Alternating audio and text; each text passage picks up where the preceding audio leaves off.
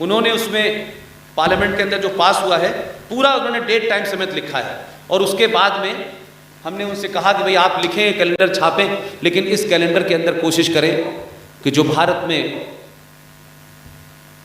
Architecture के बारे में आपने बहुत सुना होगा, ऊंट की पीठ पे खड़े होकर के जो लोग खजूर तोड़ रहे थे 1400 साल पहले, उनके बारे में बताया गया कि देयर इज इस्लामिक आर्किटेक्चर। ये इस्लामिक आर्किटेक्चर नाम की चिड़िया मिलती कहाँ है? वो क्या करते हैं? वो 1400 साल से एक ही काम कर रहे हैं। वो रामलाल शर्मा जी के मकान पे कब्जा करते हैं और नेम प्लेट बदल के लगा देते हैं, कहते हैं ये हमारे पुरखों का मकान है। और इसकी ताजा मिसाल आज की जनरेशन को देना चाहता हूं। अभी टर्की के अंदर एक चर्च था। अब आप मुझे बताइए, उस चर्च को आपने मस्जिद में कन्वर्ट कर दिया। 5 जनरेशन के बाद बताएंगे देखा इस्लामिक आर्किटेक्चर क्या था। तो ये जो ताजमहल है, ये कुतुब मीनार है, इसे इस्लामिक आर्किटेक्चर बता रहे हैं। और वो हैदराबाद का जोकर कई बार कहता है हम जब यहां से जाएंगे तो ताजमहल भी ले जाएंगे, हम जो है कुतुब मीनार भी ले जाएंगे। तो मैंने कहा भाई अगर तुम्हारे कुतुब मीनार और ताजमहल इतने ही इस्लामिक आर्किटेक्चर थे तो सऊदी अरब में एक आध दिखाओ कहां बनाया है तुमने। वहां तो एक चौकोर बना रहे, उसी से सर मार रहे हो। कहां है? तथ्यों पे बात करो ना यार। झूठ चल रहा है इस देश में। इसलिए मैंने कहा कि सत्ताओं ने अपने निजी स्वार्थ के लिए देश के इस राष्ट्र को दांव पे लगा दिया। पार्टियां आती हैं जाती हैं, हजारों सत्ताएं आई चली गई भाई। अब आप हमारे यहां अहिल्याबाई होलकर 10 साल में जिनकी शादी हुई हो, 30 साल उन्होंने इंदौर पर राज किया हो, एक बड़ी शख्सियत हो जिसके बारे में इतनी बातें बताई। तो हमारे लिए, आज के युवाओं के लिए, आज की बच्चियों के लिए, आज के नौजवान लड़कों के लिए जो संकट है वो ये है, अहिल्याबाई होलकर के बारे में नहीं बताएंगे, जीजाबाई के बारे में नहीं बताएंगे, लड़कियों को बताएंगे कि तैमूर की अम्मी ही जो है खूबसूरती की परिभाषा है। अब उन बेचारियों का कोई कसूर नहीं है, उन्होंने जिन्हीं को देखा है, तो ये खूबसूरती की परिभाषा ये समझ रही है। अगर फिल्मों से भी आपको प्रोत्साहित होना है, अगर वहां से भी कोई चीज आपको लेनी है, तब भी आपके पास कम से कम 2012, 13, 14 के बाद से ऐसे इस देश में हालात बने हैं कि आप उनसे भी प्रेरणा ले सकते हैं। अगर खूबसूरती की निशानी आज की युवा किसी बच्ची को ढूंढनी है तो बाहुबली की देवसेना भी तो खूबसूरत है।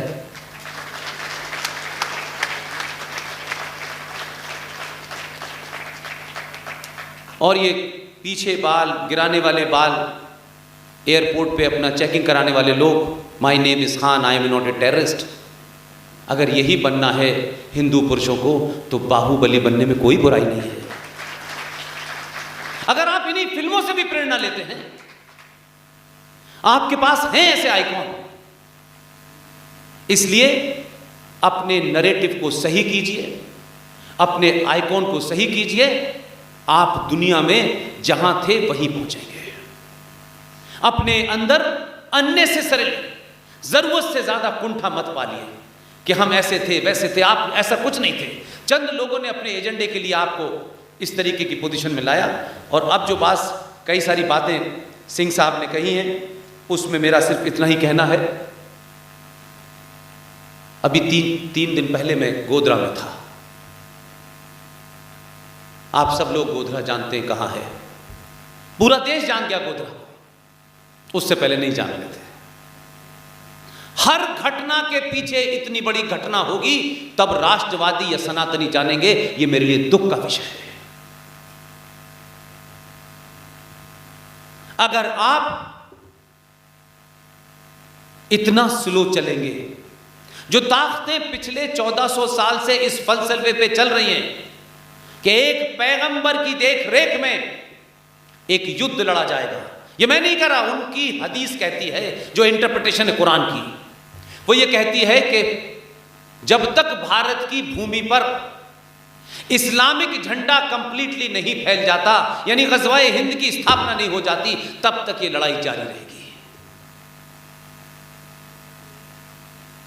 ये जो लोग कश्मीर की घटना को देख रहे हैं और कह रहे हैं कि कश्मीरी पंडित ही तो मरे हैं यार, 2,500 ही तो मरे हैं, 5 लाख ही तो भाग के गए हैं।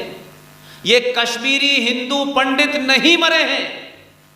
ये 5 लाख कश्मीरी हिंदू पंडितों का उनकी पूजा पद्धति के कारण जो पलायन हुआ है, ये नहीं है, ये ग़ज़वा-ए हिंद का एक मुसलसल चलने वाला सिलसिला है।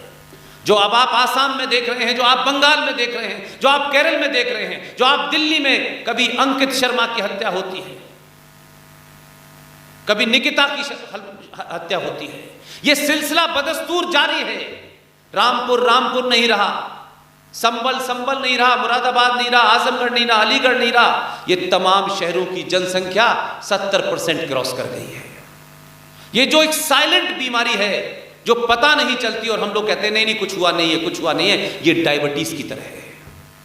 और जब आपको पता चलता है, जब आप होश संभालते हैं, तब तक आपके हाथ से बहुत सारी चीजें निकल जाती हैं। 71 में जब भारत और पाकिस्तान के बीच में युद्ध हो रहा था, इसलिए मैं कहता हूं सिर्फ आपको ध्यान देना है, उन्होंने कोई चीज आपसे नहीं छुपाई, वो कोई चीज छुपा के नहीं कर रहे। हमारे देखने का चश्मा जो है उसका नंबर गलत है, वो खुल्लम खुल्ला कह रहे हैं। और इंदौर के लोगों को तो इसलिए पता होना चाहिए कि आप ही के शहर का एक बहुत ही खूबसूरत शायर था जिसकी भी हाल में ही मौत हुई है,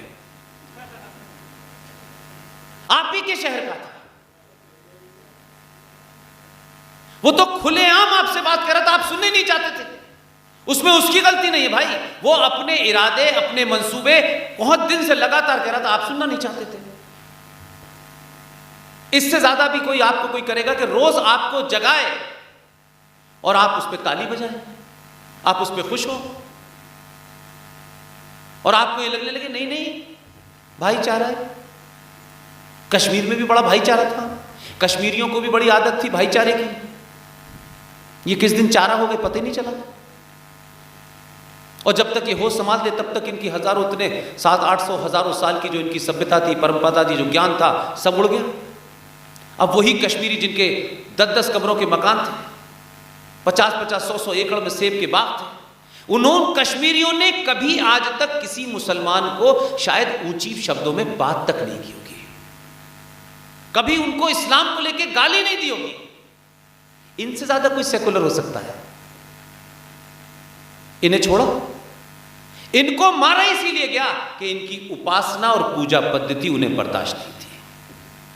उन्होंने फारूक अब्दुल्ला को, उन्होंने मोहम्मद इकबाल को एक मुसलसल न चलने वाले सिलसिले से कन्वर्ट कर दिया।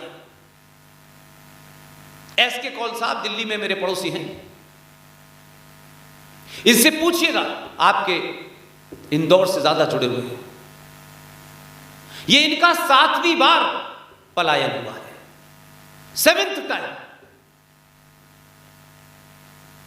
ये कभी नहीं मानते थे कि ऐसा होगा, लेकिन जिन फोर्सेस ने फारूक अब्दुल्ला के दादा परदादा को, जो कौल ब्राह्मण थे, उन्हें कन्वर्ट करके शेख अब्दुल्ला और फारूक अब्दुल्ला बना दिया। जो मोहम्मद इकबाल के पूर्वज सप्रू ब्राह्मण थे, उन्हें लगा यार ये नहीं कन्वर्ट हो रहे, हमारी इतनी लंबी मेहनत के बाद ये नहीं कन्वर्ट। जब वो नहीं कन्वर्ट कर पाए तो उन्होंने कहा आखिरी रास्ता, जिसे डायरेक्ट एक्शन कहती थी मुस्लिम लीग। एक ही रात में उन्होंने कहा ये कन्वर्ट हो ना हो, इनको मारो, इनको लूटो। इनके पड़ोसियों ने लूटा है, इनकी बहनों और माओं ने जिन बच्चों को, मुसलमानों को पढ़ाया, उन्होंने बलात्कार किया। इनके पड़ोसियों ने उन आतंकवादियों को बताया कि जो ऊपर छत पे ड्रम रखा है, इसको खोल के देखो, इसमें बैठा हुआ है। पड़ोसियों ने इशारे करके बताया और उन आतंकवादियों ने वापस लौटे और ड्रम में गोली चलाई। उसमें कोई एक बेचारा कश्मीरी छुपा हुआ था, उसका ब्लड उससे बाहर निकला। चावल का ड्रम था, उस चावल से सने हुए, खून से सने हुए चावल को वो लेके नीचे आया और उसकी बीवी के मुंह में ठूस दिया। ये जो बच्चे थे ना छोटे छोटे, कश्मीरी पंडितों ने इनकी छत के ऊपर इस तरीके से झोपड़ी होती है, कौन साहब आई एम राइट, झोपड़ी होती है ऊपर छत पे, छोटे छोटे मुंहे बच्चों को माचिस की तीली दी, माचिस दे के कहा तुम ऊपर चले जाओ और तुम्हें लगे तो तुम आग लगा लेना। ये पूरी हिंदुस्तान में दर दर भटक रहे हैं। जब ये घटना घटी तो भारत के लोगों ने कहा अच्छा कश्मीर, जब मैंने बहुत लोगों को पता बोला अच्छा ऐसा हुआ है, हम ऐसे सोए हुए लोग हैं, हमें ये तो पता है कि डायना ने कौन सा कपड़ा पहना है, माइकल जैक्सन ने कौन सा डांस किया है, लेकिन आपके अपने देश में आपके भाई बंद, आपके सगे संबंधी, आपके रिश्तेदार, आपके खून के रिश्तेदार, आपकी सभ्यता के लोगों के साथ इतना बड़ा सानेहा हो गया, हमने उस पर चर्चा नहीं की। कश्मीर में हुआ है ना, अभी तो इंदौर बहुत दूर है, अभी तो गोधरा बहुत दूर है, आजमगढ़ बहुत दूर है, मलियाना बहुत दूर है, हम इस बीमारी से बाहर नहीं